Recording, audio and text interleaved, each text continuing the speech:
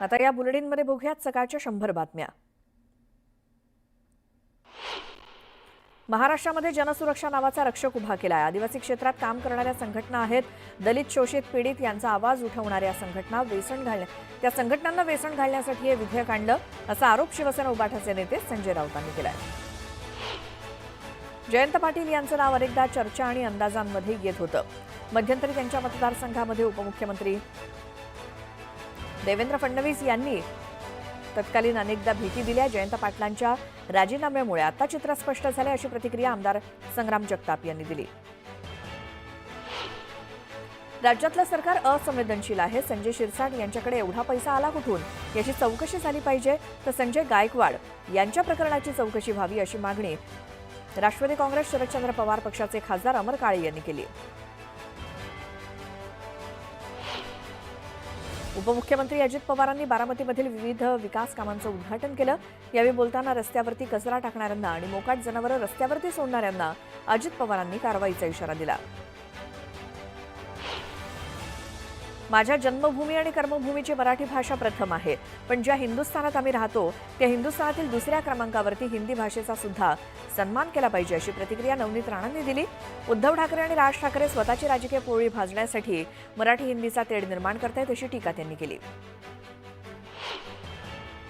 वाशिम शहरामध्ये खासदार संजय देशमुख यांच्या जनसंपर्क कार्यालयाचं उद्घाटन खासदार अरविंद सावंत यांच्या हस्ते पार पडलं।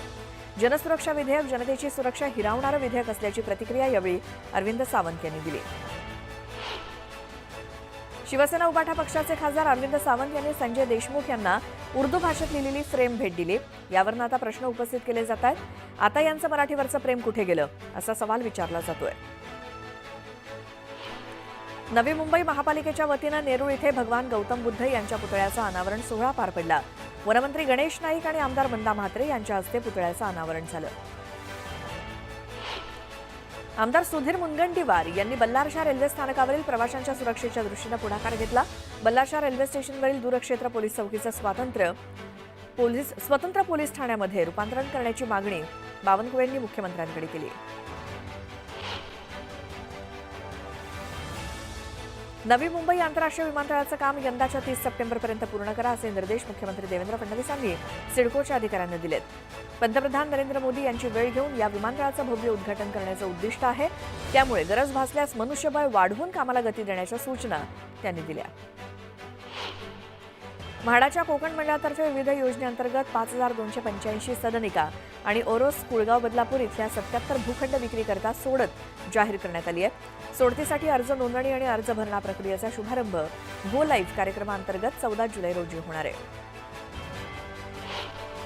नवी मुंबई महापालिकेतल्या आर्थिकदृष्ट्या कमकुवत असलेल्या लोकांसाठी फुकट बांधून मिळणारी शेकडो घरं सोडून दिल्याची धक्कादायक माहिती सभागृहात समोर आली आहे। महापालिकेनं ही घरं घेतली तर सिडको बांधत असलेल्या शेकडो घरांना मागणी उरणार नाही असा जावई शोध लावून नवी मुंबई महानगरपालिकेनं सर्वसामान्यांचं आणि पर्यायानं सरकारचे कोट्यवधी रुपयांचं नुकसान केलंय। अशा अधिकारी आणि यांची चौकशी करण्याकरता समिती गठीत करण्यात आली आहे। ज्या घरांची किंमत 10 कोटी रुपये किंवा त्यापेक्षा जास्त आहे अशा एकूण 1240 आलिशान घरांची विक्री गेल्या 6 महिन्यामध्ये मुंबईत झाली। गेल्या वर्षीच्या जानेवारी ते जून या कालावधीच्या तुलनेत या विक्री संख्येमध्ये 29% वाढ झाली। आषाढी एकादशी निमित्तानं पंढरपूरला जाणाऱ्या भाविकांसाठी एसटी महामंडळानं विशेष बस सेवा उपलब्ध करून दिली होती। या माध्यमातून 9,71,368 भाविक प्रवाशांनी विठ्ठलाचं दर्शन घेतलं, तर या सेवेतनं महामंडळाला 35,87,61,000 रुपयांची कमाई झाली आहे। मुंबई महानगरपालिकेअंतर्गत येणाऱ्या बालवाडीतील शिक्षकांची पगारवाढ करावी, त्याचसोबत शिक्षकांची अंगणवाडीच्या आधारावरती वयोमर्यादा वाढवावी, तसंच बालवाडी शिक्षकांना शिकवण्याशिवाय इतर कोणतेही काम देऊ नये अशा विविध मागण्या शिक्षकांकडून करण्यात येत आहेत। पंतप्रधान नरेंद्र मोदी यांनी 25 सप्टेंबर 2014 रोजी मेक इन इंडिया या उपक्रमाची सुरुवात केली। त्याला यंदा 10 वर्ष पूर्ण होत असल्यामुळे त्यानिमित्तानं 100 रुपयांचं एक विशेष नाणं केंद्र सरकार जारी करणार आहे। मेट्रो विस्तार आणि स्मार्ट वाहतूक यंत्रणेला गती देण्यासाठी 19 महत्त्वाच्या कंत्राटांना 24 जूनला मंजुरी दिलेली असतानाच आता दुसरीकडे मुंबई मेट्रो रेल कॉर्पोरेशन लिमिटेडकडनं भुयारी मेट्रो 3ला देखील गती मिळते। ही मेट्रो सध्या आरे ते JVLR पासून आत्रे चौकापर्यंत धावत असून आचार्य यात्रे चौकापासून कफ परेडपर्यंतचा टप्पा ऑगस्टपर्यंत सुरू होणं अपेक्षित आहे। प्लास्टर ऑफ पॅरिसच्या मूर्ती बनवण्यास उच्च न्यायालयानं परवानगी दिली असली तरी मुंबई महानगरपालिकेनं शाडूच्या मातीवरती भर कायम ठेवलाय. अधिकाधिक मंडळांनी शाडूच्या मातीनं गणेश मूर्ती बनवाव्यात असा पालिकेचा आग्रह आहे. गेल्या वर्षीप्रमाणे यंदा देखील या मातीचा पुरवठा सुरूच ठेवलेला आहे. आतापर्यंत मूर्तीकरांना 830 टन शाडूच्या मातीचा पुरवठा करण्यात आलाय.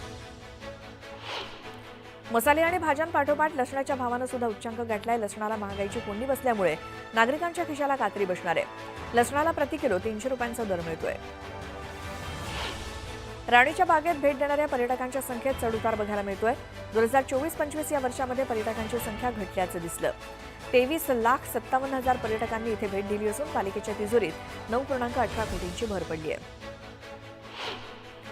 रायगड जिल्ह्यामध्ये भात लावणी सध्या सुरू आहे. जिल्ह्यामध्ये आतापर्यंत 18,000 हेक्टरवरती म्हणजेच 20% भात लावणी पूर्ण झाली आहे. पावसानं गेल्या 10 दिवसांपासून उघडीप घेतली असल्यामुळे शेतात पाणी नसल्यामुळे ही स्थिती आहे. WhatsApp, Instagram, Facebook, x, Telegram अशा विविध सोशल मीडियावरती चर्चा करताना किंवा कोणतीही पोस्ट टाकताना ती पोस्ट कुणासाठी आपत्तीजनक तर नाही ना याचा विचार करूनच ती पोस्ट टाका. अन्यथा आपण टाकलेल्या पोस्टवरती कुणी आक्षेप घेतल्यास आपल्या विरोधात माहिती तंत्रज्ञान कायद्याअंतर्गत कारवाई होऊ शकते. शेतकऱ्यांना सुधारित पीक विमा योजनेमध्ये 31 जुलैपर्यंत अंतिम मुदत असून त्यासाठी ॲप्रिस्टॅक नोंदणी आणि ई पीक पाहणी बंधनकारक राहील. या योजनेमध्ये कर्जदार आणि बिगर कर्जदार शेतकऱ्यांना योजनेतील सहभाग ऐच्छिक असून ई पीक पाहणी आणि विमा घेतलेले पीक यामध्ये तफावत आढळल्यास विमा अर्ज रद्द होईल. पुणे मुंबई लोहमार्गावरील खडकी रेल्वे स्टेशनवरती मध्य रेल्वेचा 17 तासांचा मेगा ब्लॉक असणार आहे. या दरम्यान अनेक पुणे ते लोणावळा लोकल आणि लांब पल्ल्याच्या एक्सप्रेस रद्द करण्यात आल्या. खडकी रेल्वे स्टेशनला नवीन प्लॅटफॉर्मची महत्त्वपूर्ण पायाभूत कामं केली जाणार आहेत. MSRDC मुंबई पुणे द्रुतगती महामार्गावरील खोपोली ते कुसगाव दरम्यान मिसिंग लिंकचं काम करत आहे. या कामाची मुख्यमंत्री देवेंद्र फडणवीस आणि उपमुख्यमंत्री एकनाथ शिंदेंनी पाहणी केली. यावेळी कामाचा आढावा घेऊन या प्रकल्पाचं काम अत्यंत कठीण आणि आव्हानात्मक असून ते योग्य प्रकारे MSRDCकडनं केलं जात असल्याबद्दल मुख्यमंत्र्यांनी कौतुक केलं. या प्रकल्पाचं 94% काम पूर्ण झालं असून डिसेंबरपर्यंत ही मार्गिका वाहतूक सेवेत दाखल करण्याचं नियोजन आहे. देशामध्ये कोरोना विषाणूचा नवा प्रकार XFG वेगानं पसरतोय. देशभरात आतापर्यंत 206 प्रकरणांची नोंद झाली आहे. यात सर्वाधिक प्रकरणं महाराष्ट्रात आहेत. त्यापाठोपाठ पश्चिम बंगाल, तमिळनाडू, केरळ, गुजरात आणि दिल्लीत रुग्ण आढळले. आंतरराष्ट्रीय अंतराळ स्थानकावरती 18 दिवसांचा मुक्काम करून 15 जुलैला पृथ्वीवरती परतणाऱ्या अंतराळवीर शुभांशु शुक्ला आणि अन्य 3 जणांना त्यानंतर 7 दिवस वैद्यकीय निरीक्षणाखाली ठेवण्यात येणार आहे. 14 जुलै रोजी संध्याकाळी 4:35 हे चारही अंतराळवीर पृथ्वीच्या दिशेनं प्रवास सुरू करतील. न्यायालयाच्या निर्देशानुसार सिडकोनं अनधिकृत बांधकामांचं सर्वेक्षण सुरू केलं. या अंतर्गत आतापर्यंत 5,000 अनधिकृत इमारती आणि त्यातील सदनिकांना नोटीस बजावली आहे. आतापर्यंत जवळपास 60% प्रकरणांची सुनावणी पूर्ण झाल्याचं सिडकोनं स्पष्ट केलंय. वाढती शहरीकरणाची गती, नोकरीतील अस्थिरता, परीक्षेचा ताण आणि तंत्रज्ञानामुळे आलेला सामाजिक अलगाव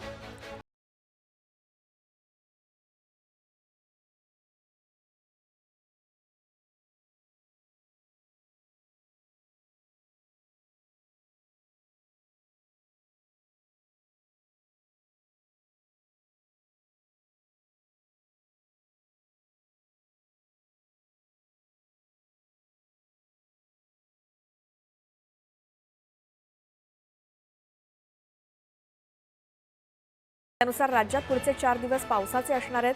त्यातले पहिले 2 दिवस अतिमुसळधार पावसाचा इशारा देण्यात आलाय.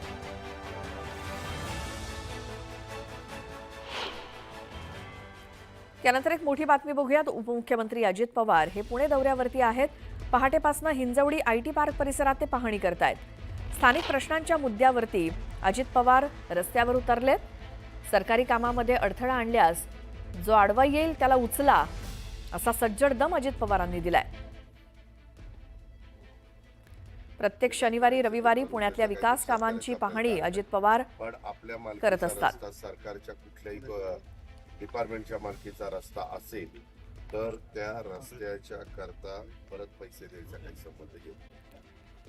म्हाडाच्या कोकण मंडळातर्फे 5,285 घरांची सोडत जाहीर करण्यात आली आहे. ठाणे शहर, जिल्हा, वसई या ठिकाणी ही घरं असणार आहेत. तर कुळगाव, बदलापूर इथल्या 77 भूखंड विक्रीकरता सोडत जाहीर करण्यात आली आहे. उच्च न्यायालयानं उल्हास नदीच्या प्रदूषणाबाबत बदलापूर नगर परिषदेला सुनावलं. कोणतीही प्रक्रिया न करता सांडपाणी थेट नदीमध्ये सोडलं जात आहे. याबाबत उच्च न्यायालयानं पालिकेला अहवाल सादर करण्याचे आदेश दिलेत. कोल्हापूरच्या शेतकऱ्यांनी शक्तीपीठ महामार्गाला समर्थन दिलंय. समर्थन दिलेल्या शेतकऱ्यांनी सातबारा जमा केल्याची माहिती मुख्यमंत्री देवेंद्र फडणवीसांनी दिली. दरम्यान समर्थन देणाऱ्या शेतकऱ्यांची यादी न्यूज 18 लोकमतच्या हाती आली आहे. लातूर जिल्ह्यातील शेतकरी खांद्यावरती नांगर घेऊन कर्जमाफीचं गाऱ्हाणं मांडण्यासाठी मंत्रालयाच्या दिशेनं जात आहेत. अहमदपूर तालुक्यातील धानोरा बुद्रुक गावातील शेतकरी सहदेव होणाळे गेल्या 9 दिवसांपासून पायी प्रवास करत भिवंडीत पोहोचलेत. मुख्यमंत्री देवेंद्र फडणवीसांची भेट घेऊन शेतकरी आपल्या समस्या मांडत कर्जमाफीची मागणी करणार आहेत. राज्यातील व्याघ्र प्रकल्पात आता AI तंत्रज्ञान वापरलं जाणार आहे. मानव वन्यजीव संघर्ष टाळण्यासाठी राज्यातील जंगलांमध्ये 900 कॅमेरे लावले जाणार आहेत. यासाठी राज्य सरकारनं मार्वल कंपनीसोबत सामंजस्य करार केलाय. लाखो भाविकांचं श्रद्धास्थान असलेलं शनी शिंगणापूर देवस्थानचे विश्वस्त वादाच्या भोवऱ्यात सापडलेत. बनावट ॲपद्वारे भाविकांची लूट आणि भ्रष्टाचाराचे आरोप करण्यात आले. दरम्यान चौकशी करून कारवाई करण्याचे आदेश मुख्यमंत्री फडणवीसांनी दिलेत.